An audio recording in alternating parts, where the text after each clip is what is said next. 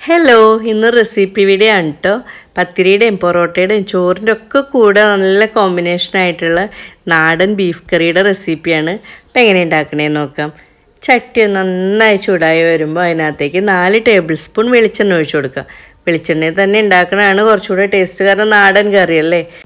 വെളിച്ചെണ്ണ നന്നായി ചൂടായി വരുമ്പോൾ 1/2 ടീസ്പൂൺ പെരിഞ്ജീരകം ഇട്ട് കൊടുക്കുക. പെരിഞ്ജീരകം ചതച്ചൊന്നുമല്ല കേട്ടോ, നേരിട്ട് തന്നെ ഇട്ട് കൊടുക്കുകയാണ്. പെരിഞ്ജീരകം നന്നായി ഒന്ന് പൊട്ടി വരുമ്പോൾ നമുക്ക് സവാള ഇട്ട് കൊടുക്കണം. സവാള മീഡിയം സൈസിലുള്ള 4 സവാളയാണ് ഞാൻ എടുത്തിട്ടുള്ളത്. അത് ചെറുതാക്കി നല്ല കുനുകുനാന്ന് അരിഞ്ഞിട്ടുള്ള സവാളയാണ്.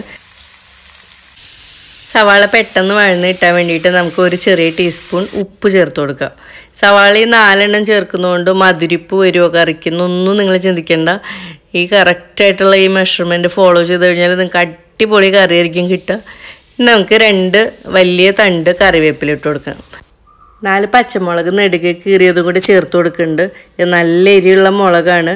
ഓരോരുത്തരുടെ എരിവിനനുസരിച്ച് മുളകിൻ്റെ അളവ് കുറയ്ക്കുകയൊക്കെ ചെയ്യാം.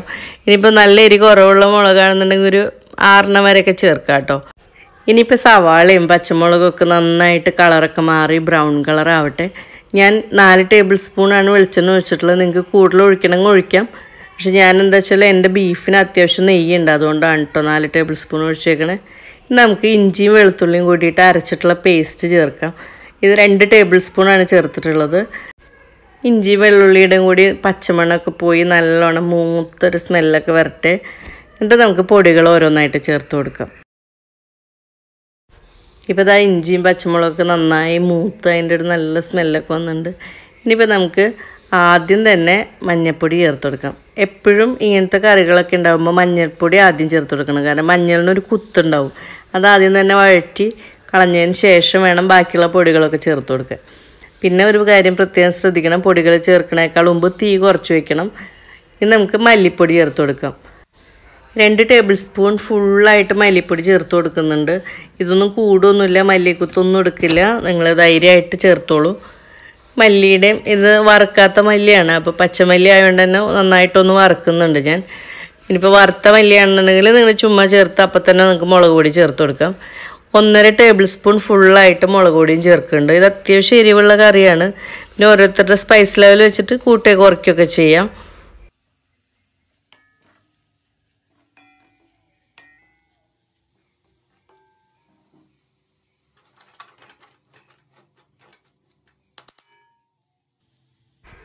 ഇനി ചേർക്കേണ്ടത് ഗരം മസാല പൊടിച്ചാണ്. 3/4 ടേബിൾ സ്പൂണാണ് ഞാനിപ്പോൾ ചേർക്കുന്നത്. ശരിക്കും നമുക്ക് 1 ടേബിൾ സ്പൂൺ വേണം.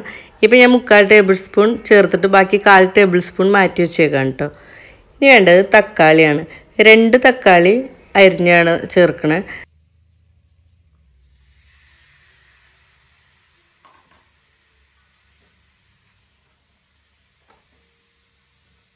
സവാള വഴന്ന് കിട്ടാൻ വേണ്ടി മാത്രമാണ് നമ്മൾ ആദ്യം കുറച്ച് ഉപ്പ് ചേർത്തത്. അപ്പോൾ ഇനിയിപ്പോൾ വീണ്ടും നമുക്ക് ആവശ്യത്തിന് ഉപ്പ് ചേർക്കുക, കാരണം നമ്മൾ മുളക് പൊടിയൊക്കെ ചേർത്തല്ലേ.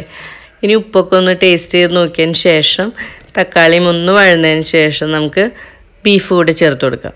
1 കിലോ ബീഫാണ് ഞാൻ ചേർത്തിട്ടുള്ളത്. ഇത് അത്യാവശ്യം നെയ്യൊക്കെ ഉള്ള ബീഫാണ്. ഇനി നെയ്യില്ലാത്ത ബീഫാണെന്നുണ്ടെങ്കിൽ നിങ്ങൾ കുറച്ചൊരു 1/2 ടേബിൾ സ്പൂൺ പശു നെയ്യ് ചേർത്ത് കൊടുത്താൽ മതി. ആ ഒരു നെയ്യിൻ്റെ ഒരു എഫക്റ്റ് കിട്ടും. ഇതൊരു ചെറിയ ടിപ്പാണ് കേട്ടോ.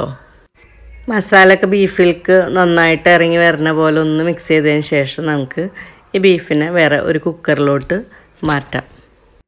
ഈ ബീഫ് വേവിക്കാൻ വേണ്ടി ഞാൻ ഒട്ടും തന്നെ വെള്ളം ചേർക്കുന്നില്ല. ബീഫിൽ നിന്ന് ഇറങ്ങി വരുന്ന വെള്ളം മാത്രം മതിയാവും ഇത് വേവാൻ വേണ്ടിയിട്ട്. ഇനിയിപ്പോൾ അത്ര ധൈര്യമില്ലാത്ത ആളുകളാണ്, ആദ്യമായിട്ട് ഉണ്ടാക്കണവരൊക്കെ ആണെന്നുണ്ടെങ്കിൽ ഒരു 1/4 കപ്പ് വെള്ളം ഒഴിച്ചു കൊടുത്താൽ മതി.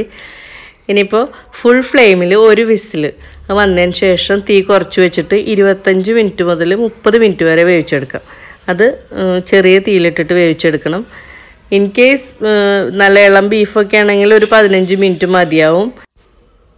30 മിനിറ്റ് കഴിയുമ്പോൾ തീ ഓഫ് ചെയ്തതിന് ശേഷം വിസിലൊക്കെ സെറ്റിലായതിന് ശേഷം നമുക്കൊന്ന് തുറന്ന് നോക്കാം. ബീഫ് വെന്തിട്ടുണ്ടോ, എങ്ങനെയാണ്, അതിൽ വെള്ളമുണ്ടോ, ഇനിയിപ്പോൾ കരിഞ്ഞു പോയോ, ഓരോ സംശയങ്ങളല്ലേ. നമുക്ക് നോക്കാം. നല്ല ആവിയൊക്കെ വരുന്നുണ്ട്, മണവും നല്ല സൂപ്പർ സ്മെല്ലാണ്.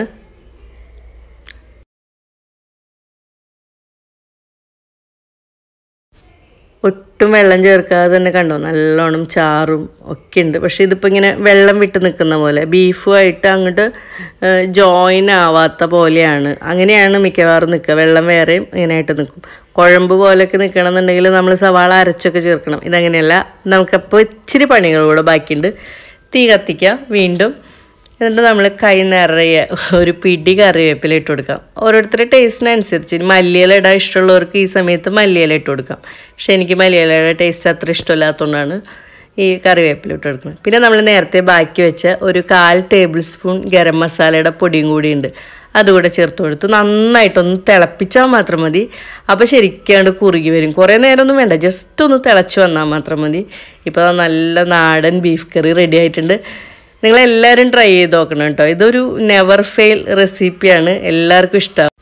പിന്നെ ഒരു കാര്യം കൂടി, എൻ്റെ വീഡിയോസ് ആദ്യമായിട്ട് കാണുകയാണെന്നുണ്ടെങ്കിൽ ഒന്ന് ലൈക്ക് അടിക്കണം, പിന്നെ സബ് ചെയ്യണം, കമൻറ്റ് ചെയ്യാൻ മറക്കരുത്. അപ്പോൾ അടുത്തൊരു വീഡിയോ കാണാം. Bye, take care.